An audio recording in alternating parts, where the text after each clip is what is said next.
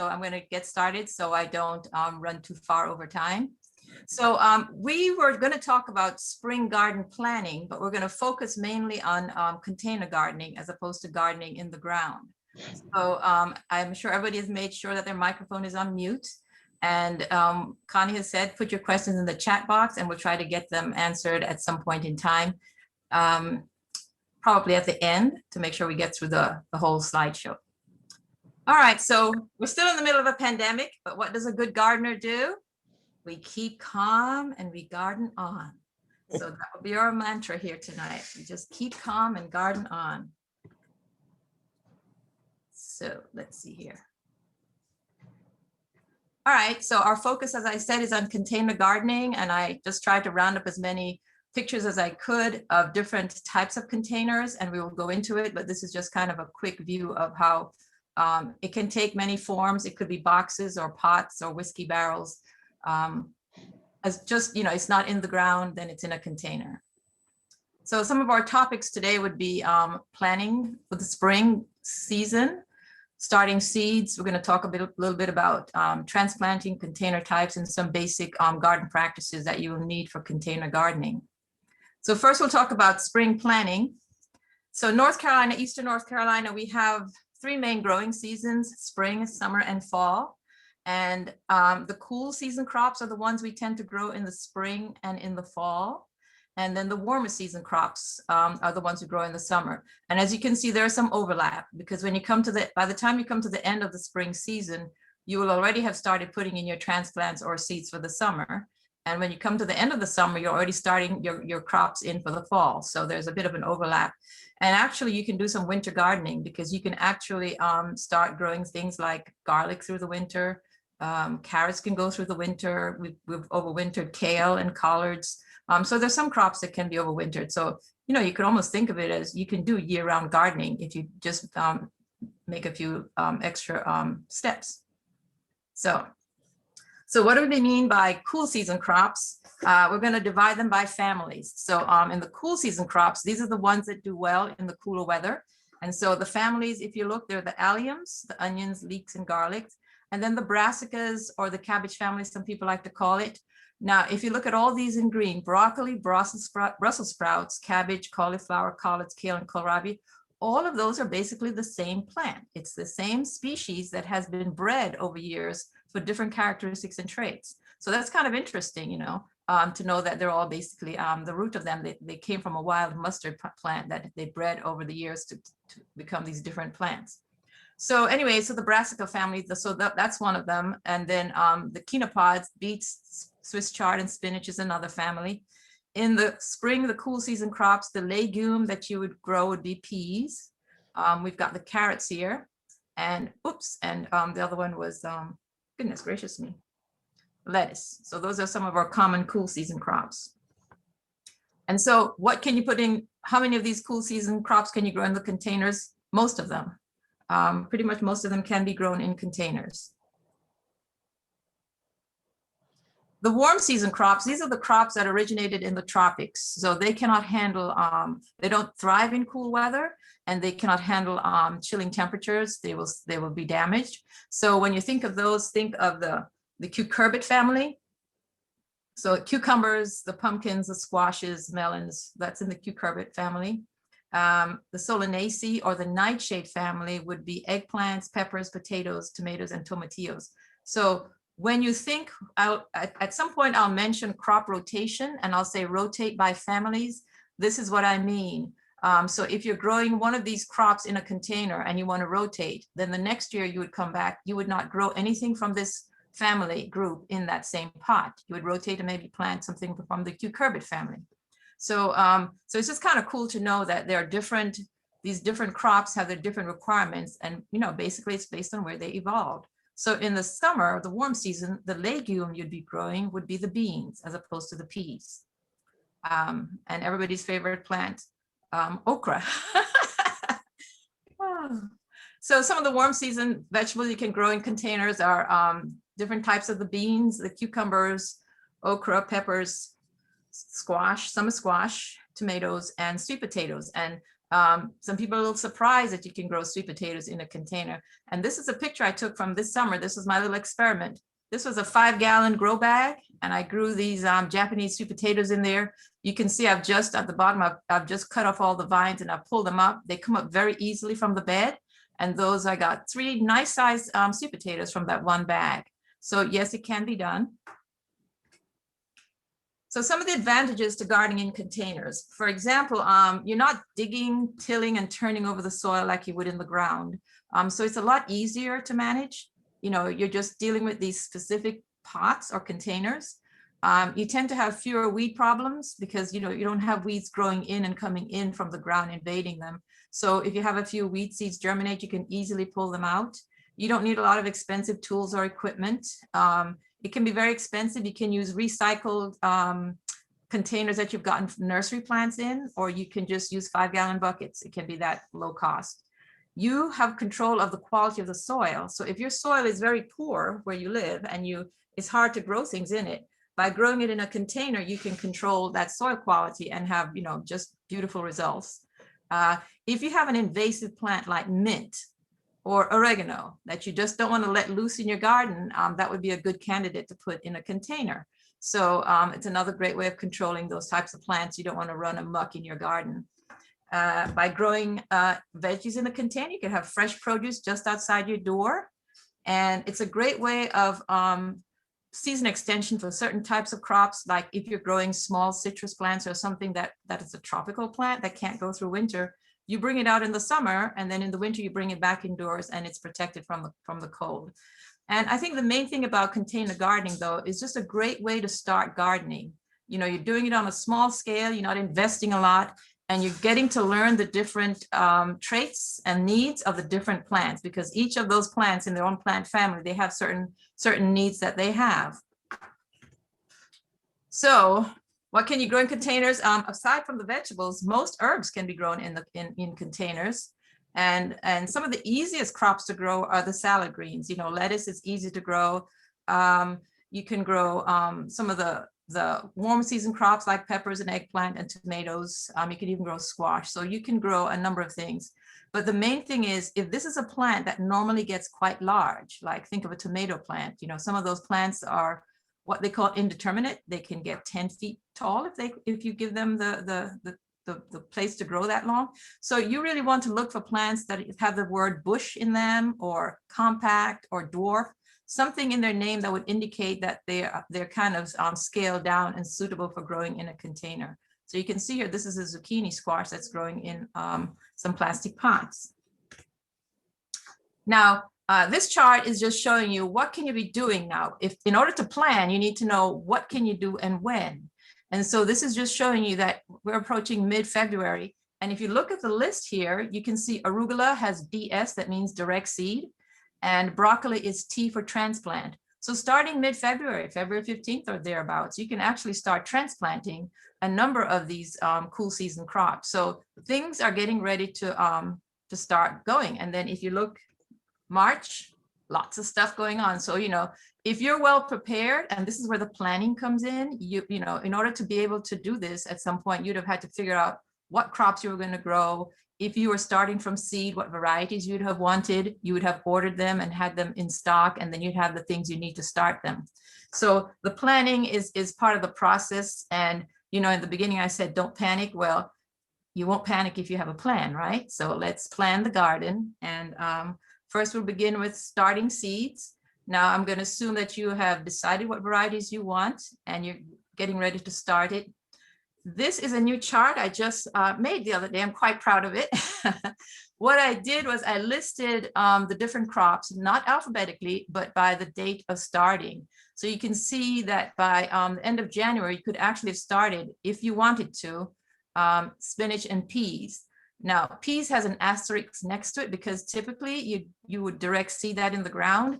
But if you haven't had good luck direct seeding and you want to get a jump start, you could also start them indoors because the soil is so cold right now, and get them started and then transplant them. So this has the window of opportunity. You can start the seeds from here, January 21st, in this case of the spinach. And by the 25th of February, you'd stop. You'd be growing them out. And then by the 4th of March, they'll be ready for transplant. So these are the cool season crops we're talking about. Now, if you're thinking of planting tomatoes out and you're starting your own seed, pay attention that by the 25th of February, you should be starting them from seed if you're doing this indoors.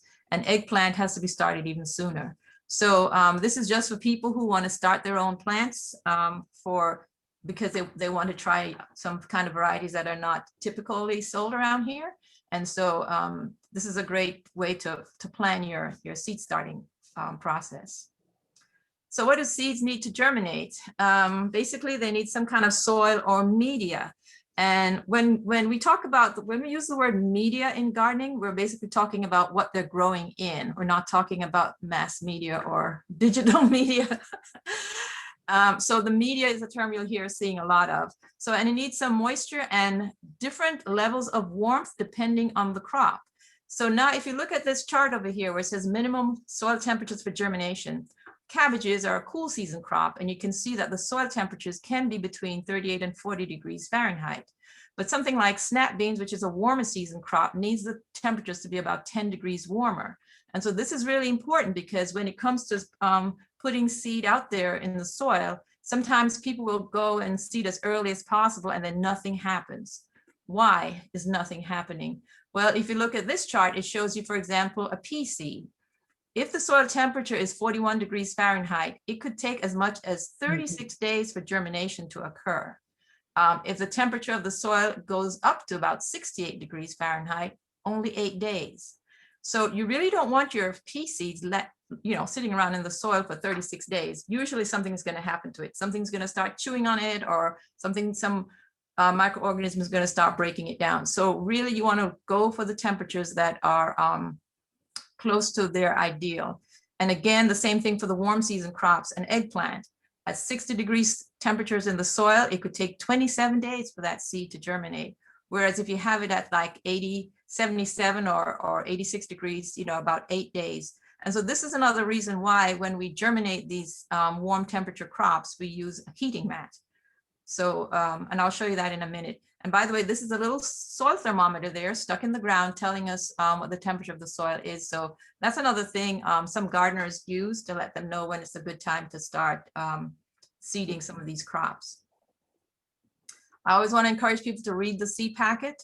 On it is important information like days to germination. And so if the seed packet says days to germination is 7 to 10 days, you have sown a seed and 2-3 weeks have gone and nothing has happened, then that tells you, you've got a problem there. Either the seed was bad or it was, something happened to it. It could have been washed out by heavy rains or something. So, you may need to reseed. Planting depth is also important. It tells you how deep the seed should be planted in the ground. Some seeds are so small, they don't need to be planted very deeply. And the thin or transplant gives you the spacing of the seed. And so when it comes to planting in containers, we're going to look at it a little bit differently. As opposed to how many inches apart, we're going to look at how many plants per pot, depending on the size of the pot. So this is my kitchen counter. Every spring, I start my seedlings there, and I start them on a heat mat. If you don't invest in that, you can also use, they say heating pads could be used. There are also those little things to heat the dinner plates can be used also. So this is a heating mat, and then I have an adjustable light source here. An important thing to note is that as soon as those seedlings pop up, that light source needs to be just a few inches above them. If it's a fluorescent or a LED light source, you don't want them too far away because they're going to stretch and you're going to have spindly seedlings. So you really want them, the light source, just a few inches above, and then as they grow, you raise it up and just keep going. So another important thing to note is the type of seed mix that you're going to be using to start seeds. Very important to have a very lightweight soil mix. And so they have special seed starting mixes for starting seeds. And you have to look at them and kind of, you may have to do a little experimenting. I have seen some of these seed starting mixes, and when I bought them home, they were very heavy. They may say organic seed starting mix or something, but when you look in them, they're very heavy. I like to use the much lighter ones because especially if the seed is very small, it cannot have to fight its way through, bits of chunks of wood or something like that. So you want to get a lightweight, disease-free seed starting mix. Again, we just mentioned again, depending on the size of the seed, that determines the depth at which it's planted. And so this is what you would do in the ground, but also in a pot. So for seeds that are very small, here's a lettuce seed, how small it is, broccoli, you don't plant them very deep. And for the bigger seeds, you would go a little bit deeper in the potting soil. Another thing to think about is hardening off. So if you have started your seedlings indoors and you've kept them going for 4 weeks or whatever, and then you're ready to transplant them, if you just put them out the very next day, that's going to be kind of a shocking experience for that poor little transplant. So there's a process called hardening off, where you put them outdoors and you just gradually expose them to increased amount of hours per day to the wind that's blowing and also to the sunlight.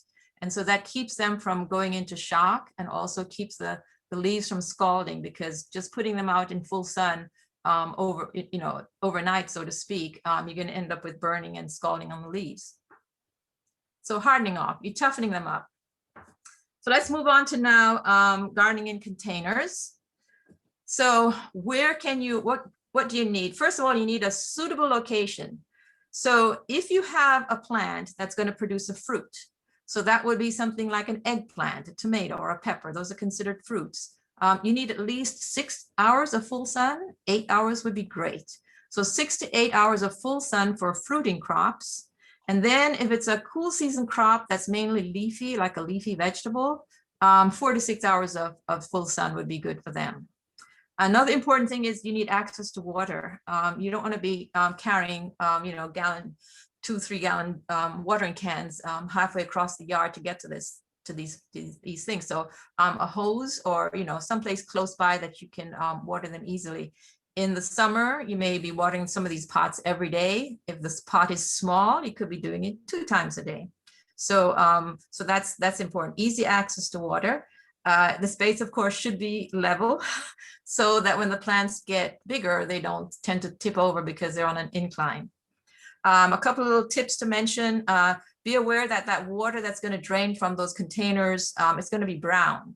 So if you're concerned about staining on the deck or on your concrete patio or something, you need to put a saucer underneath those pots. Now you put a saucer underneath the pots to trap the water. Now you've got a potential mosquito problem. So every 2 to 3 days, make sure to tip out the water from those saucers just to make sure that they're not breeding mosquitoes, or just flush them out with the hose when you water them. These large containers, if something is, they say about a 20-inch wide container can weigh as much as 100 pounds when wet. So another option is to put them on caddies, those little plant caddies that have wheels. You can put them on that, and then you can also, that helps you to be able to move them around. You can see right here, this looks like a pepper plant that's in shade. If it was on a caddy, you could just wheel it over here into the sun. So it's just kind of really nice to keep them as mobile as possible. So different container types, it could be plastic. We're looking at a child swimming pool here. Whiskey barrels, wood. Here's a wood planting box that they have. It can be clay. They also now have fabric containers and self-watering containers. So we'll have a quick look at those. So sort of the sky's the limit kind of a situation. There are very few no-nos here. So they're fabric beds. This was a big bag bed, and you just unfold it, fill it with soil, the media, and then plant. So that's kind of big, but you can go smaller. These are called grow bags, and you can just Google that on and see, and you'll find all kinds of stuff. I mean, they sell them everywhere. Amazon sells them, and a bunch of other gardening sources sell them. I just found this just a few minutes before we started this thing, and I quickly put it in here because, of course, I like charts and color. But this is just showing you that you can choose. This is from the grow bag, folks, and they were just showing you what size you would use depending on what crop you would be growing. So you can see they have the 20-gallon ones, the grow bags, and that would be for the bigger crops, like something that's vining, like melons or pumpkins or cucumbers. They even have a fig here. So I planted, I guess, probably a dwarf peach tree. So you can get the grow bags in fairly large sizes. The main cost there would be filling it with good growing media. Self-watering containers, there are a whole bunch of them on the market. I see them, different versions of them. I think this might be the Earth Box. Some of them can be quite expensive. You know, they can be, I don't know, $50 or more. Some can be, you know, cheaper. But the thing to note is you can also make it yourself. So just Google DIY, do it yourself, self-watering 5-gallon buckets, and then they'll show you this process where the plant is in the media, it's suspended above a reservoir, a liquid reservoir, and then there is some kind of a wick or something wicking the water into it. Only concern is make sure if you do this to use what they call the food grade plastic buckets, because you are growing food, and you want to make sure that it's something that's you know, at least non-toxic for you to grow food in. Here's another, this is a rooftop garden. So the thing with container gardening, you know, you can garden anywhere. We talked about on the ground, you can garden on the roof, as long as the roof is structurally able to support it. And typically they would be using a lightweight soil mix. Over here, these are the blue things here in the foreground. Those are little kiddie pools that they have drilled holes in them for them to drain. They must drain. And then these stacked 5-gallon buckets, those are one stacked in another. You can see in that red one there, there's like a little level there. You can see that this is one of those self-watering containers. So some people swear by them. I worry about them because I worry about breeding mosquitoes. But for people who have problems watering on a regular basis, that might be their best option. And I just had to throw this in. You know, we talk about container gardening is wonderful for working with kids too, because it's a great way for a child to have a child-sized garden that they can manage. But also they can make them mobile. So think about it, if you're in an area where you don't really get the 6 to 8 hours of sun you'd want, but you've got 4 hours here and 3 hours there, you can actually make it mobile and just drag that darn thing around. So that would be a great little chore for a kid, a daily thing to do in the summer, move the wagon and follow the sun. Now, if you go online, there are plans here for what is called a homemade salad table from the University of Maryland's extension site. And this is great because you can grow shallow rooted plants here on the salad table. And the plants also include, you can put wheels down here on the bottom and then just kind of push it and move it around so it could be mobile. It's comfortable. It's a waist level gardening height for people who have trouble bending. And so if you wanted to make it a little bit deeper, you can also make it deeper. I think this is probably 6 to 8 inches maybe. And so you could make it a little bit deeper to modify the plans. So that's the address to find these plans. So the salad table also, it's in 3 different compartments, so you can plant a succession of crops. And they also have the salad box. So it's just another name for a little tabletop garden. So you can see, you know, just growing lettuce like that would be very convenient for somebody just starting out gardening or just wanting something just close by. So we're running out of excuses not to garden in containers, right, everyone? Now, the one no I will say is no veggie gardens in tires. We're concerned about some of the compounds that can leach from these tires. Some of these things I would be considered they're not non-toxic. So why would we want to grow food in them? So you see a lot of these things on the internet. I think I got this from a Pinterest site, but these are all veggies that are growing in tires. And, you know, for children, I wouldn't advise that, but I guess that's a choice everyone has to make. I wouldn't recommend it. Now, we mentioned before when we were talking about the different spacing of the different crops. And so let's just stop a minute here and look at this chart. Here we've got bush beans. So they're pretty small and compact, and you can grow in a 2-gallon container. You can have 3 plants, and 3 plants would accommodate the recommended spacing. And so they give you different, recommended varieties, you know, bush, blue lake, contender, and so on. For a pole bean, they recommend a 5-gallon container. So a bigger container, because this thing is going to be vining, and only 2 plants. And so they give you some recommendations, Kentucky Wonder, McCaslin, and Blue Lick. So there are various places where they have charts for some of these different crops. And let's just go down here and look at tomatoes. They recommend at least a 5-gallon size and just 1 plant. And then if you look over here at some of the names, you know, Sweet 100, Tiny Tim, these are all tomato plants that would grow satisfactorily in a 5-gallon bucket. And I took out another slide that had some even more tinier, more compact versions. There's like patio tomatoes. I think if I was going to grow in a container, and if I didn't want to go through a lot of trouble for tomatoes, I would go with the patio tomatoes.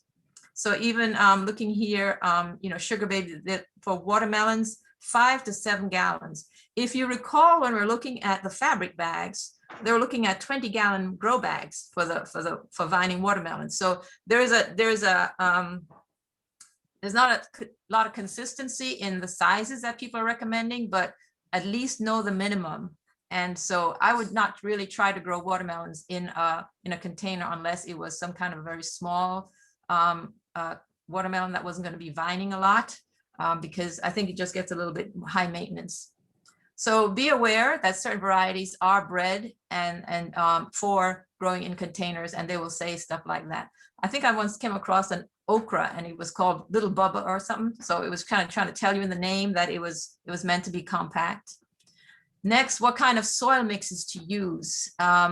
There are different recommendations. Again, everywhere you go, there's a different combination. So there are no fixed rules, but most folks who kind of make the recommendations, they tend to head towards 100% what we call soilless mix or media.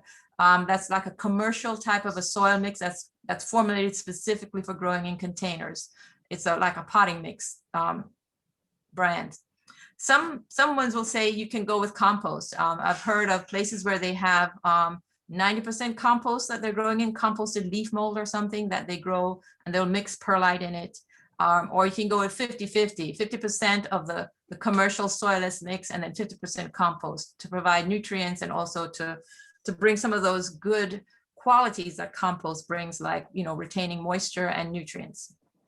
So here's one of the no-nos. So not recommending for those containers, those big bags, and they call them all kinds of names. So I just went randomly and looked. I saw some called topsoil, lawn soil, raised bed soil, flower and garden soil, all these things, but they're very heavy. So this is one of the ones that we have a little concern with, not only because they're heavy, but because you know, they can have weed seeds in them, they can have diseases in them, they're not necessarily sterilized. They don't drain well. Some of them have a lot of pieces of wood in it, you know, ground up bits of wood. And so, you know, as they decompose, they're going to be tying up nitrogen, and you're trying to grow a vegetable that's going to have high need for nutrients. So you don't want anything competing with your veggies.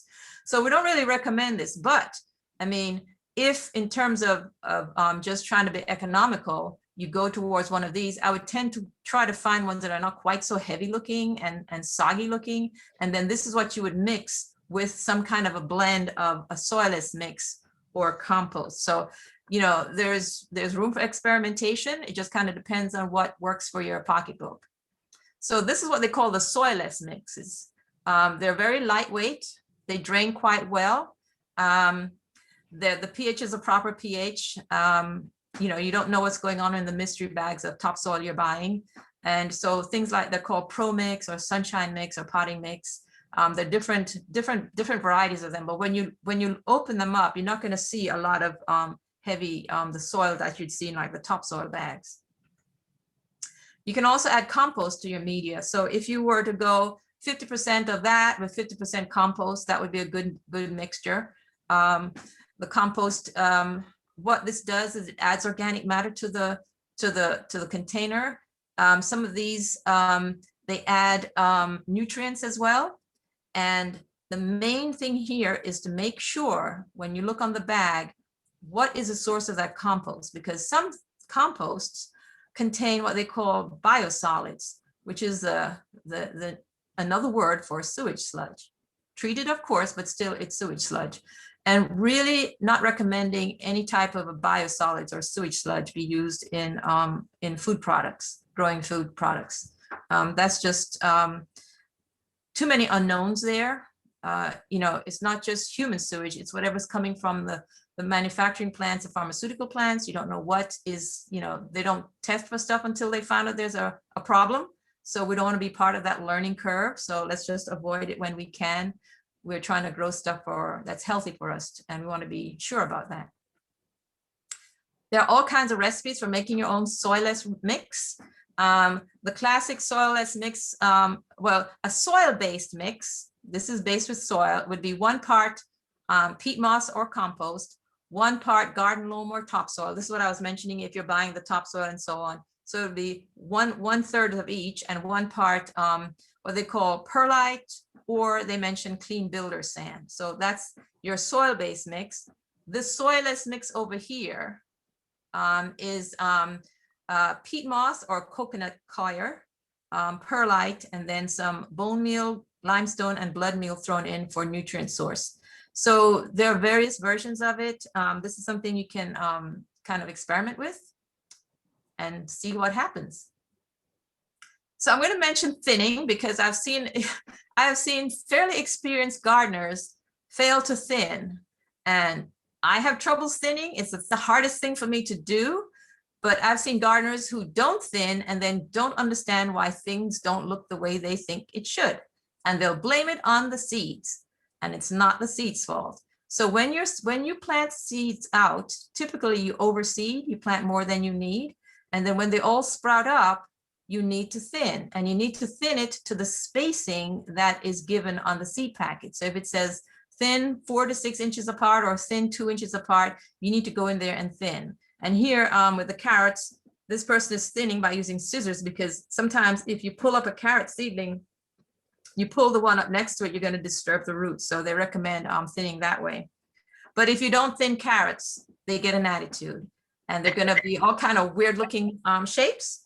And I have grown many carrots that look like that because, like I said, I'm not good at thinning, but I will never blame the plant for it. I know what the problem is. So if you crowd your seedlings, they become very stunted. And so I've seen this happen with a gardener planting and never thinning, and then complaining that, oh, those little radishes, it just never did anything. Well, they were too close together. So you can thin them out, and you can use the thinnings. If they're greens, you can use them in a salad that can be washed and eaten. The tops can be eaten. But if you have proper spacing, you will get the right shaped plants. So again, spacing is important, even in a container. So follow those guidelines that they give you. Transplanting is our next step. So at planting time, in the past, they used to recommend putting in like a layer of gravel in the bottom of your planting containers. And now they're saying that's a no-no. Not unless you have a situation where you're trying to weigh down the pot and keep it from tipping over, but they don't recommend that because that interferes with the drainage. So they're not recommending that anymore. Your drainage hole, it would be good to cover with some kind of a material so you don't lose a lot of your soil media going, running down through that. When you fill the container, you should fill it, but leave about 1 or 2 inches from the top of the container, because when you water it, you need to have enough space there for the water to gather, because if you fill it right to the very top, when you water it, the water is just going to run right out of the container. So you need some kind of an area to retain some of that water. So don't fill it to the top, and then don't pack it down. Don't compact the media too tightly. That's not good. You're compressing all the air spaces. So follow the directions for planting. Typically, when you transplant your seedlings into the pots, one of the things I've seen folks do is they'll take the trays, and the trays are bone dry. The plants are almost wilting, and then they'll stick it in the ground, and then they'll just, plant it, and then they might just leave it, and then things go bad very quickly from there. So when you take those transplants, make sure they are well watered. The soil is soaked. Then you dig a hole and you put them, it says the hole is slightly wider and deeper, put them in there, then you backfill it, and you gently, you can gently press a little bit and then water it in to make sure that it is it's firmly rooted. That's just showing some broccoli transplants being taken apart from a cell pack and then transplanted. So just give it a little press around the edges, because if it's sitting up in a pocket of air, they're not going to get water. Sometimes people transplant and days later they're watering and the plant is still looking very wilty. And that's because it might not be set firmly enough. So just gently firm it into the ground. Tomatoes are a little different. They always recommend planting tomatoes deeper than they come as seedlings. So in this situation here, you're going to remove these 3 bottom leaflets here, remove that, and then you'd actually plant the tomato up to that level in the soil. And all these fuzzy little white things here along the stem will set new roots. And so that tomato plant will be more firmly rooted in the ground and less likely to heave itself out of the soil, especially when it starts bearing and the crop load is heavy. So next we'll come to fertilizing. So 3 major plant nutrients: nitrogen, phosphorus, and potassium. They all serve different purposes. And most fertilizers will have what they call a complete fertilizer will have all 3 of them. So that's N, P, and K. Nitrogen, you see lots, it's very good for leaf growth. So something that produces a lot of leaves will be using a lot of nitrogen. Something that's setting fruit will have need for the phosphorus. And the potassium is just good for the overall health and of the plant and its ability to resist diseases. So chemical versus organic fertilizers. This is another little decision you have to make as a garden planner. Chemical fertilizers are complete. They're higher analysis, meaning they're a little bit more concentrated. You can burn your plants. This is where you have to be very careful if you're using the chemical fertilizers, especially in a pot. Make sure you're using the right amount. So, you know, you're not, if it's giving directions for feet, you need to get it down to the directions for your little pot. The organic fertilizers, they're made of different types of sources of organic-based sources. So something like blood meal or alfalfa meal, fish meal. So the concentration of nutrients is lower. You see it's almost half. So you're less likely to have a problem with it burning the plants. It will be almost impossible really, because not only is it lower in concentration, those nutrients are pretty much tied up. So they're released slowly.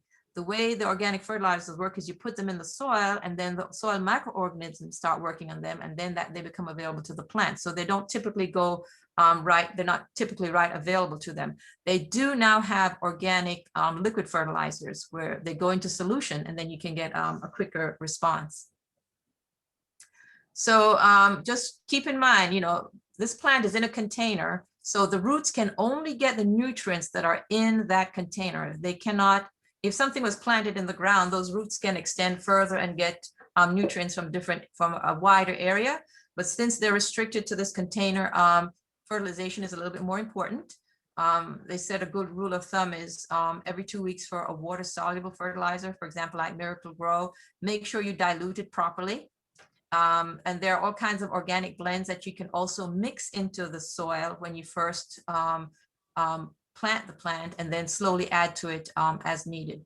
But too much fertilizer can actually hurt the plant, especially if you're using the chemical fertilizers. You can burn them. And excess nitrogen can cause a fruiting plant to put out a lot of leaves when you're really wanting it to start putting out fruit. So don't think, you know, a little is good, then a lot will be better. Do follow the directions as they give it to you. A quick concern, I always want to introduce just this one thing. A lot of times when people are gardening, they'll say, well, you know, my neighbor has offered me some animal manure, fresh animal manure. They said it's real good stuff.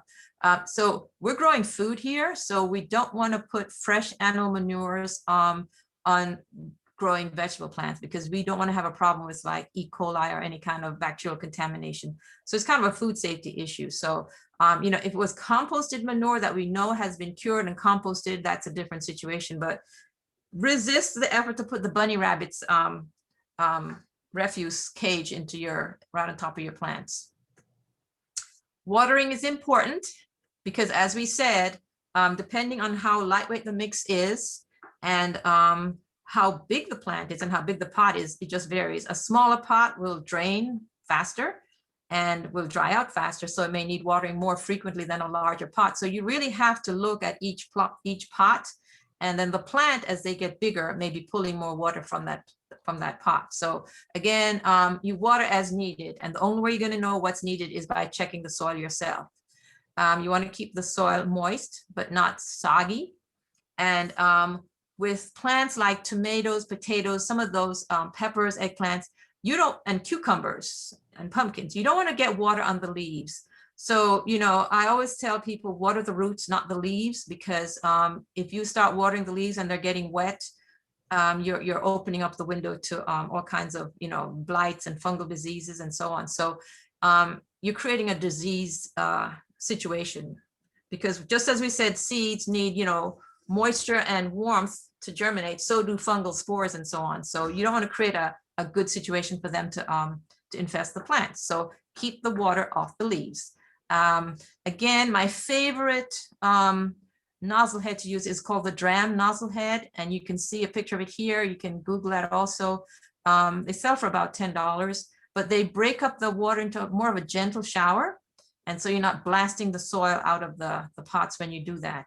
And if you're seeding and you've got seeds in the pots, you want to use a watering can, you know, with a very soft flow, like what they call a rose head, which is similar to this nozzle head. You want a gentle stream of water going on the ground. Drip irrigation is another thing. You know, I haven't really pushed the self-watering containers, but some people say that works well. Other people say that drip irrigation works well for them. So you can actually set up a drip irrigation system if you want to get very fancy. It's not that complicated to set up, but if you set it up with a timer, you can set it to, if you have, you know, large pots and you just wanted to keep this as low maintenance as possible, you can work towards a drip irrigation system. Maybe not your first year. Remember, some of these plants may need staking, so you may have to put some type of trellising in the pot. So just keep those plants growing. And quickly mention succession planting, where think about it, especially with that little salad table that had the 3 different sections. You know, in the spring, you may be growing the cool season crops like lettuce or spinach. And then when it gets hotter and they start to get, you know, the spinach starts to bolt or get bitter, you can come in with something like beans or something. And then towards the end of the summer, you can come back in with a fall kale or something. So you can still, you can be growing different things in these containers. So just start troubleshooting. Container grown plants can get the same insect and disease problems that the plants in the ground can get. They tend not to have as many soil-borne disease problems, because if you have followed my advice and gotten yourself some nice, clean, soilless mix, you shouldn't be having a lot of disease problems. The main problem with containers is not enough water, people letting them dry out, not adequate fertilization, so the lack of nutrients, and overcrowding, just cramming too many of them into the pot. And just as we said, lack of water can be a problem. Overwatering can be a problem too. I've seen people in the garden watering plants the day after it rained, and you know, the ground is still wet, so there's no need to be doing that. So you water as needed. So there's no need to water if the soil doesn't need watering. You need it, the soil needs to drain. So and that root rot problem too. This is where if you had used a pot of that very heavy topsoil that they sell at the stores, if you had just gone straight with that and you water a lot, you're going to end up with some root rot problems. So I just like to show you how you know, the sky's the limit. You know, we saw the rooftop garden. Here is this gentleman is gardening. I think it's in the driveway outside his garage. People are gardening on their balconies or patios or porches by the side of the homes. So, you know, the thing about this is it gives you control over the soil. So if you have all different kinds of reasons why you can't grow veggies, container gardening can solve pretty much most of them. Unless, of course, you're just not interested. But why would you be listening to this talk if you weren't interested? So I'm assuming deep interest in this topic.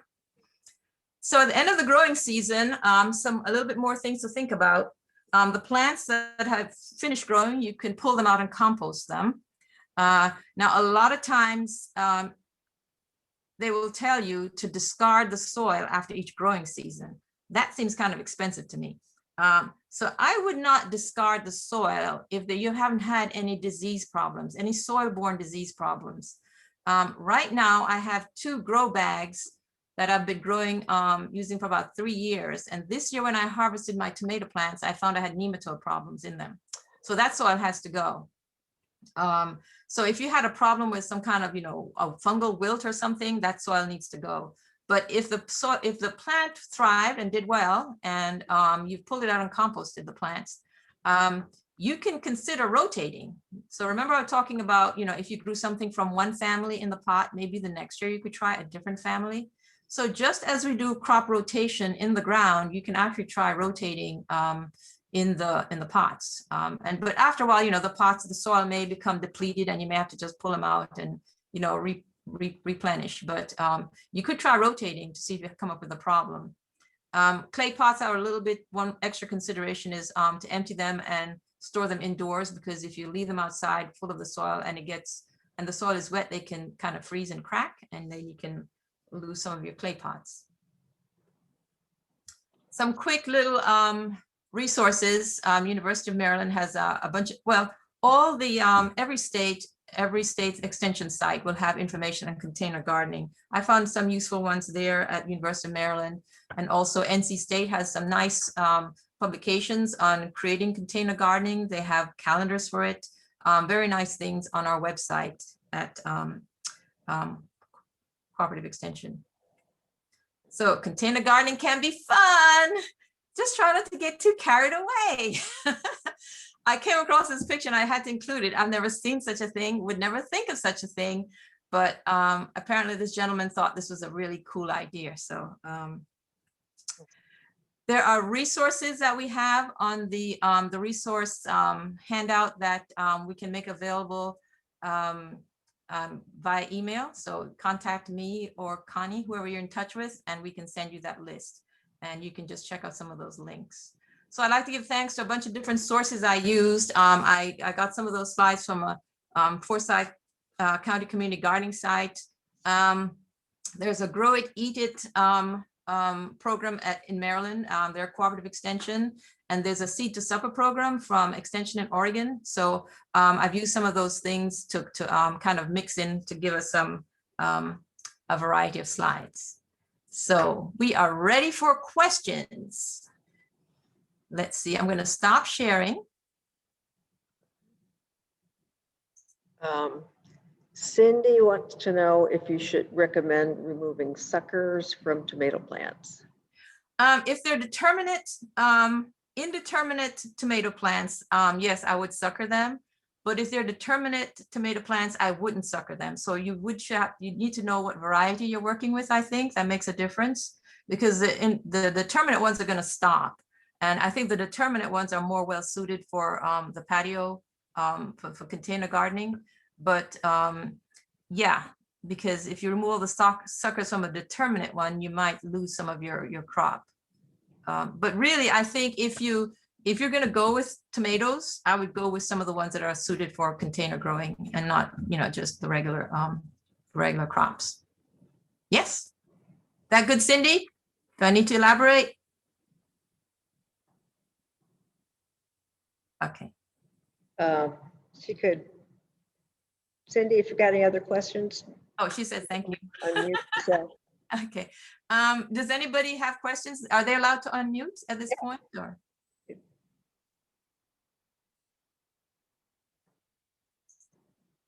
don't know if she wants to or not. Oh, okay. All right. Okay. Do we have anything else in the chat? Oh, she said thank you. Uh-huh. Does anybody else have any questions? Or even a comment if you don't have a question, but something you saw interested you or you thought was kind of cool, we can talk about that. Mm-hmm. See, when you can't see them, they don't feel any pressure to say anything. Have you noticed that, Connie?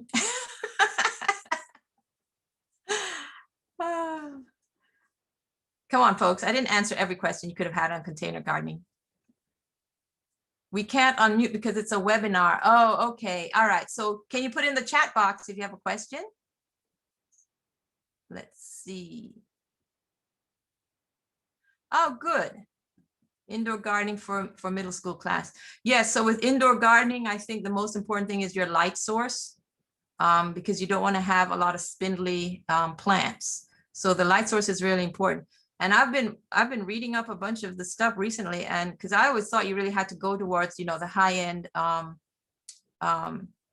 Yes, I'll do your question in a minute. The high end light sources, but Some of the fluorescent ones that are, the shop lights, they could work too for raising the seedlings. I think I saw, so Rod asked, how would I mix vermiculite with potting soil? Very carefully. So if you're buying the ready mix commercial blend soil mix, you don't need to add vermiculite. If you're trying to create your own mixed media, then you need to use a special grade of vermiculite. You don't want the very lightweight ones that are very dusty, because vermiculite has mica in it, and you can end up with problems with lung breathing issues. So there is a rougher grade of it that is recommended, and so I would make sure that you're using the ones that's recommended. And I can give you the exact type. It's I can't remember what kind it's called right now, but it's a rougher grade of vermiculite. You don't want the very finely ground ones, because that is too flyaway. But when you're mixing that stuff, it's always good to wear a dust mask anyway. Even if you're mixing just innocuous stuff, you should still wear a dust mask, because you don't want to be inhaling a lot of that stuff. So Kimber wants a request of the presentation slides. We will try and make that available as a PDF handout. Yes, we will. You're welcome. Can you put up a trellis for butternut squash, and what kind of soil is good for squash? So any of the container soil mixes would be fine for butternut squash. Putting a trellis up for it, that could be tricky. But I'm trying to think of, any pictures come to mind of trellising in containers. Most of the trellising I've seen has been where they were in ground, and you could put in something, more elaborate. But I guess, I've seen situations where you could have a trellis for the vine itself, and then you could create like a little sling for the squash. So it could be, it wouldn't be hanging just off the vine, hanging in the air. Typically these guys would, be on the ground. But if you've seen some of the Asian traditions of how they grow some of these squashes, they grow them over these arbors, and then the fruit is just hanging through them. But in a container, it would be a little bit trickier. So, you may want to just let the thing run on the ground. It might be simpler. How do you mix worm compost with potting soil? So worm compost is pretty powerful stuff. So before we said, when you were doing the mixes, you do a third, a third, a third. Well, worm composting, you would go with less than a third. Maybe 10% of the thing would be worm compost, because it is pretty potent stuff. So you don't need as much of it. You're doing good, guys. Let's see, did I miss any? See. Oh, Eulalia time screen. Eulalia wants to know about square foot gardening. In a container? Well, I think yeah. just in general. Yeah, so square foot gardening, I mean, when you're gardening in a container, you are gardening in square foot. You're doing square foot gardening, because, it's kind of the same thing, the same kind of concepts. And you can even use the same kind of soil mix that they recommend for square foot gardening is what you're using in the soilless media mix. So when you're doing it, container gardening, you are square foot gardening in effect, because the containers are so limited in size. Norma had asked a question, what type of screen for the bottom of pots for drainage? I've just been like the landscape fabric that allows water to go through. That type, I have used those because it will allow the water to go through, but it will trap the soil. I've also used old row cover cloth that I wasn't using anymore, just some kind of a fabric. So not necessarily a metal screen, but just a fabric. You can just bundle it up and just put it at the bottom, fold it a couple of times and put it at the bottom. And that'll just keep it from running right out of the soil. Diane wondered about what your opinion is of the upside down grow bags for tomatoes. Yeah, Diane, I have never tried that stuff. I don't get it. Why? I guess, I mean, it should work. A tomato is a vine, and it will vine, and the plants, they obey gravity. I'm not quite sure. Somebody gave me one of those things once, and I never had the incentive to use it, because the most important thing that plant needs is sunlight. And so where would I find a thing to hang it from that was in full sun? So I've never done it. And those definitely would dry out very quickly, I would think, because, you know, they're suspended, they're in the air. Containers by themselves dry out quickly because, you know, gravity is pulling the water from the pot down into the ground level. So you're going to put the thing up in the air. I think, you know, you're going to have to be more fastidious about watering, but I really don't get it. I'm not sure why they do it. It just seems gimmicky to me. Can you think of why they want to do that? You know, the grow bags upside down. So, I mean, I wouldn't, that's not something I would try, but you know what? If somebody tried it and it worked really well, then I would be glad to hear about it. But I've never had the incentive to do that because there's some things that they do and I'm thinking, why? I saw somebody sent me a link recently. It was some kind of an indoor thing where you could grow, I can't remember what it was, salad greens or something, but the thing cost like $50 and it was just a small little pot type thing. And it was just elaborate and what was the point? So I think with gardening, sometimes people just keep trying to reinvent the wheel so they can resell the wheel to you. And it's just, you know, is that really necessary? Just like those very elaborate self-watering containers, you know, that they sell. And I've had somebody give me some of those earth boxes because she said, all I'm doing is breeding mosquitoes here. So, you know, it just depends on what. Porches and decks have a railing that blocks the sun from a pot on the deck. Yes. And so you know, so remember we said our two big things, well, our three big things was flat level land and as much sun as possible and access to water. So if you have something that's blocking the sun, oh, that's why you hang the tomato plant. Oh, I get it now. Thanks, Rod. So you'd hang the tomato plant to maximize sunlight. Okay. I will accept that. I just, for me, I've never tried it. So I guess if somebody has tried it and had good success with it, would they be willing to share with us that they've done it and it's worked well, or if there were any problems? Right now, everybody's a panelist, so.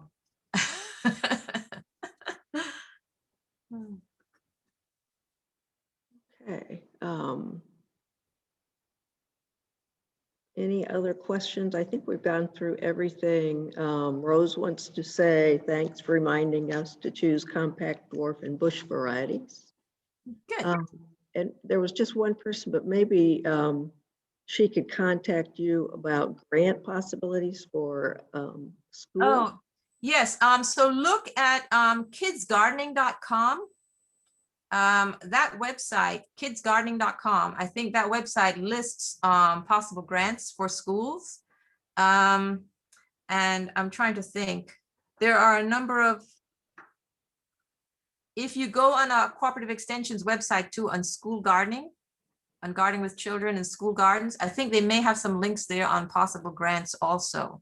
So ces.ncsu.edu, Cooperative Extension Service at ncstateuniversity.edu, and then just look over to the side and hopefully you can navigate your way to children's gardening. There's a children's gardening website there, or gardening with children, I think, and they may have some grants also listed there. But you know, you can also just Google garden grants for schools and you will see it. I know I've seen stuff from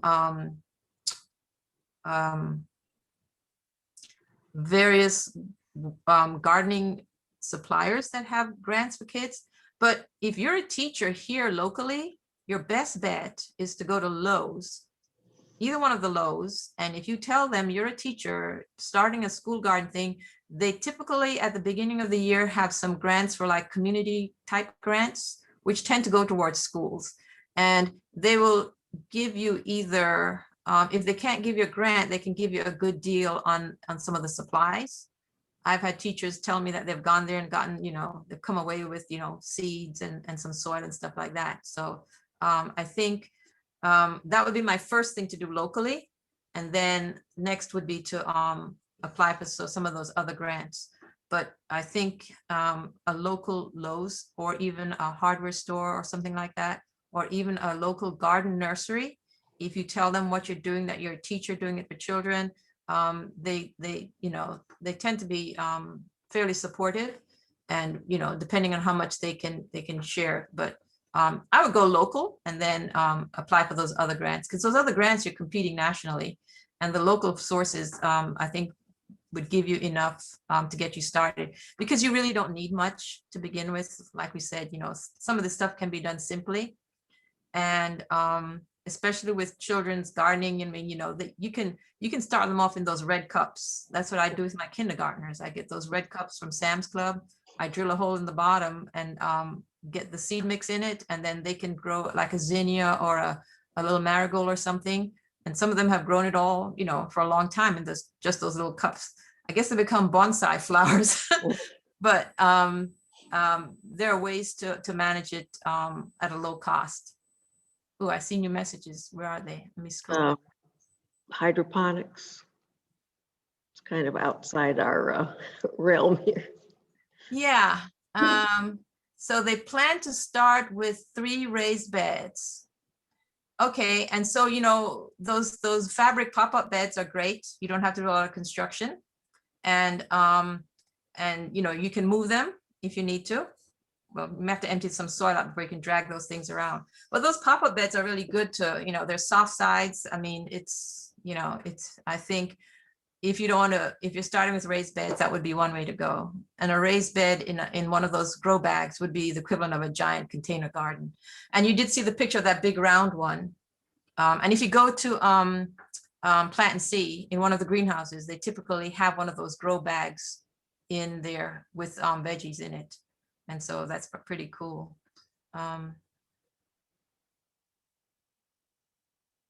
Yes. So yes, and parents too. Parents can, can supply you with some of that stuff. So yeah, I think anybody wanting to do anything with children gardening, I think we locally can sustain that, but we just have to reach out to the different people and ask them and see what happens.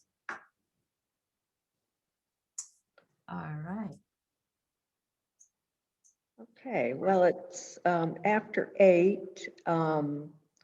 and I know most of you know how to get in touch with Joni through the extension service. So if you got other questions that didn't get answered, you should be able to reach her at NC State, and she had her information at the beginning of this webinar. So we will make this through the library. If you want to get in touch with me, I can reach Joni. I can also email you those website, the links and all. So, and I think, Connie, you said you recorded this, so yeah. you can send them the link and then they can go back through it, because I tend to speak rapidly. And so if they want to review some of the stuff and see, and yeah, look at the pictures, man. I really went all out on pictures. Yeah.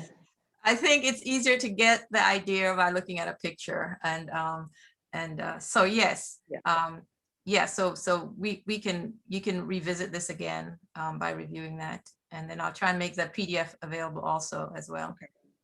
Well, I want to thank everybody for being here, and we're going to have another webinar. This will be on the 8th of March, same time, another again with Joni, and it's going to be about herb gardening. And so I hope you'll tune in for that one. And in the meantime, stop and see us at Farmville Public Library. And happy gardening. Happy gardening, everybody. Remember, don't panic, just plan. Thank you, Joni. You're welcome. Take care. Bye, everyone. Sorry I couldn't see all your faces. We'll talk again. Bye.